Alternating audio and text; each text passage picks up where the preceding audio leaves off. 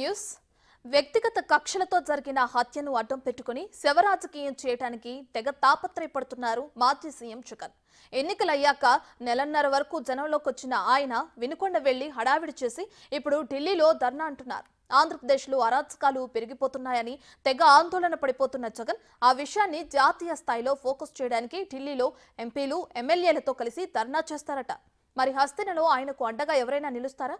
ఒక్కటంటే ఒక్క పార్టీ అయినా వైసీపీకి మద్దతిచ్చే పరిస్థితి ఉందా? 45 రోజుల్లో దాదాపుగా 36 రాజకీయ హత్యలు, 300కు పైగా హత్యాయత్నాలు. తెలుగుదేశం పార్టీ వాళ్ళ వేధింపులు భరించలేక 35 మంది ఆత్మహత్యలు చేసుకున్న పరిస్థితులు రాష్ట్రంలో ఉన్నాయి. 560 చోట్ల ప్రైవేట్ ఆస్తులను ధ్వంసం చేశారు. పల్నాడు జిల్లా వినుకొండలో రషీద్ అనే యువకుడు హత్యకు గురవడంతో మాజీ ముఖ్యమంత్రి జగన్ బాధిత కుటుంబాన్ని స్వయంగా వెళ్లి పరామర్శించి వచ్చారు. ఆ సందర్భంగా కూటమి ప్రభుత్వం అధికారంలోకి వచ్చిన 45 రోజుల్లో రాష్ట్రంలో జరిగిన మారణకాండ వివరాల్ని చక్కగా చదివి వినిపించారు. నిఘా వర్గాలు తనకు నివేదికిచ్చినట్టు రాష్ట్ర వ్యాప్తంగా 36 హత్యలు, 35 ఆత్మహత్యలు, 300 హత్యాయత్నాలు జరిగిపోయాయని తెగ ఆందోళన వ్యక్తం చేశారు. పనిలో పనిగా రాష్ట్రంలో రాష్ట్రపతి పాలన పెట్టాలని డిమాండ్ చేశారు. ప్రధానమంత్రి గారి అపాయింట్మెంట్ ఇప్పటికే అడగడం జరిగింది. అమిత్ షా గారిని ప్రెసిడెంట్ అపాయింట్మెంట్ కూడా అడగడం కూడా జరుగుతుంది.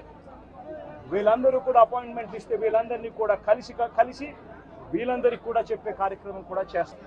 రాష్ట్రంలో జరుగుతా ఉన్న దిగజారిన పరిస్థితులను ఎక్స్ప్లెయిన్ చేసి రాష్ట్రంలో ప్రెసిడెంట్ రూల్ పెట్టాల్సిన అవసరం ఎంత ఉంది అని చెప్పి కూడా గట్టిగా వాళ్ళ దృష్టికి తీసుకొని పోవడం కూడా జరుగుతుంది. ఎన్నికల ఫలితాలు వెలువడి రాష్ట్రంలో ప్రభుత్వం ఏర్పడిన ఇన్ని రోజులకి పల్నాడు పర్యటన పేరుతో మొదటిసారి పులివెందుల ఎమ్మెల్యే జనంలోకొచ్చారు. ఏపీలో అరాచక పాలనపై ప్రధానికి ఫిర్యాదు చేసి ఢిల్లీలో ధర్నా చేస్తామని అంటున్నారు. పార్టీకున్న 4 ఎంపీలు, 11 మంది ఎమ్మెల్యేలు, రాజ్యసభ సభ్యులు, ఎమ్మెల్సీలతో హస్తిన వేదికగా సింబాలిక్ ప్రొటెస్ట్ చేస్తారట. అదేమంటే ఏపీలో శాంతి భద్రతలు లోపించాయని, దాడులు జరుగుతున్నా పోలీసులు ప్రేక్షక పాత్ర పోషిస్తున్నారని ఆరోపణలు గుప్పిస్తున్నారు. ఇది నేను ఒకటే హెచ్చరిస్తా ఉన్నా, ఖచ్చితంగా వీటి మీద ప్రొటెస్ట్ జరుగుతుంది. అసెంబ్లీ రోజున, గవర్నర్ ప్రసంగం రోజున ఉభయ సభలను ఉద్దేశించి గవర్నర్ మాట్లాడే ప్రసంగంలో గవర్నర్ను ఖచ్చితంగా నిలదీస్తూ, గవర్నర్ ప్రసంగాన్ని అడ్డు తగులుతూ గవర్నర్ను ఖచ్చితంగా నిలదీస్తూ వైఎస్ఆర్సీపీ గలం విప్పుతుంది. దాని తర్వాత ఖచ్చితంగా మళ్ళీ మంగళవారము వైఎస్ఆర్సీపీకి సంబంధించిన ఎమ్మెల్సీలు, ఎమ్మెల్యేలు, ఎంపీలు, రాజ్యసభ సభ్యులు, లోక్సభ సభ్యులు అందరూ కూడా ఢిల్లీకి వెళ్తారు. వెళ్ళి బుధవారము ఢిల్లీలో సింబాలిక్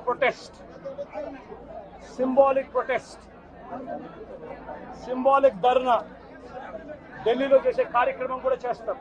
ఢిల్లీ వెళ్లి సింబాలిక్ ధర్నా చేస్తానంటున్న వైసీపీకి మద్దతుగా వచ్చే పార్టీలే కనిపించడం లేదు. వైసీపీ నేతలు వెళ్లి అడిగినా తోడుగా వచ్చే పార్టీలు గాని, ఒకవేళ ఏవైనా 1-2 పార్టీలు మద్దతిస్తామన్నా తీసుకునే పరిస్థితి వైసీపీకి కానీ లేదంటున్నారు. దానికి వైసీపీ కేంద్రంతో వ్యవహరించిన తీరే కారణమంటున్నారు. కేంద్రంలో బీజేపీ ప్రభుత్వం ఏర్పడినప్పటి నుంచి ఆ పార్టీకి వైసీపీ అప్రకటిత మిత్రపక్షంగా కొనసాగింది. అక్రమాస్తుల కేసుల భయంతో ఎన్డీఏ సర్కార్కి దాసోహమన్నట్టు వ్యవహరించింది.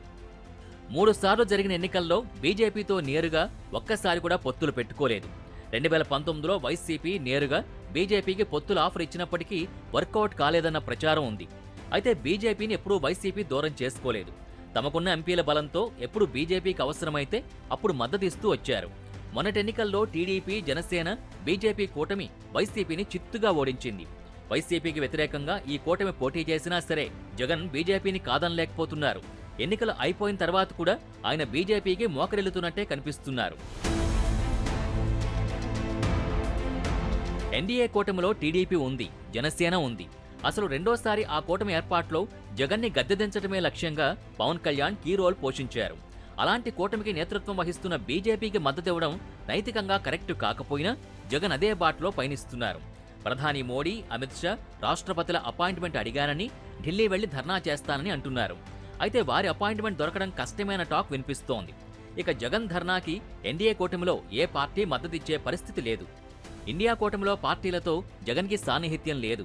కాంగ్రెస్ పార్టీపై ఆయన గతంలో తీవ్ర విమర్శలు చేశారు. తండ్రి మరణించినప్పుడు తనని సీఎం చేయలేదని, కాంగ్రెస్తో విభేదించి బయటకొచ్చిన జగన్ని కాంగ్రెస్ హైకమాండ్ బద్ద శత్రువులా చూస్తోంది. ఆ పార్టీ ఎంపీ విజయసాయిరెడ్డి సైతం బీజేపీ ప్రాపకం కోసం రాహుల్ గాంధీపై బయట పార్లమెంట్లో విమర్శలు చేశారు. కాబట్టి కాంగ్రెస్ పార్టీ ఎట్టి పరిస్థితుల్లో మద్దతిచ్చే అవకాశం లేదు. ఇండియా కూటమిలో ఇతర పార్టీలతోనూ ఆయనకు సంబంధాలు లేవు. దాంతో ఇండియా కూటమి కూడా జగన్తో టచ్ మీ నాట్ అన్నట్టే వ్యవహరిస్తుంది అనడంలో సందేహమే లేదు. ఢిల్లీలో ధర్నా చేస్తున్న తమకు మద్దతివ్వాలని జగన్ ఇతర పార్టీలను అడిగే పరిస్థితి అసలే కనిపించదు. ఏపీలో ఎన్డీఏ సర్కారుకు వ్యతిరేకంగా ధర్నా చేస్తున్నానని చెప్పి ఇండియా కూటమి నేతల్ని ఆయన అడగలేరు. వారు వస్తానన్నా రండి అని చెప్పే ధైర్యం జగన్కి లేదు. జగన్ ఇండియా కూటమికి దగ్గరవుతున్నారని బీజేపీకి తెలిస్తే వచ్చిపడే ప్రమాదాల గురించి జగన్కి బాగా తెలుసు. ఎవరైనా వస్తానన్నా వద్దనాల్సిన దుస్థితి ఆయింది. అలాగని ఎన్డీఏ పార్టీ నేతల్ని ఆహ్వానించలేదు. ఎందుకంటే ఇప్పుడు ఎన్డీఏ కూటమిలో కీలకంగా ఉంది టీడీపీ, జనసేనలే. ఆ రెండు పార్టీల్ని కాదనే సాహసం కూటమిలో ఎవరూ చేయలేరు. ఎన్డీఏ, ఇండియా కూటముల్లో లేని తటస్థ పార్టీలతో జగన్కి పరిచయం లేదు. వారికి కూడా వైసీపీతో అవసరం లేదు. ఇక ఇస్తే గిస్తే ఒక బీఆర్ఎస్ మాత్రమే వైసీపీకి మద్దతు తెలిపే పరిస్థితి కనిపిస్తోంది. అయితే ప్రస్తుతం ఉన్న పరిస్థితుల్లో గులాబీ పార్టీ కూడా ఆ డెసిషన్ తీసుకోదని అంటున్నారు. ఒకవేళ బీఆర్ఎస్ సంఘీభావం తెలిపినా వైసీపీ ప్రయోజనం కంటే రాజకీయంగా నష్టమే ఎక్కువ ఉంటుందంటున్నారు. మరి చూడాలి, మాజీ ముఖ్యమంత్రి తన సింబాలిక్ ప్రొటెస్ట్తో ఏం సాధిస్తారో.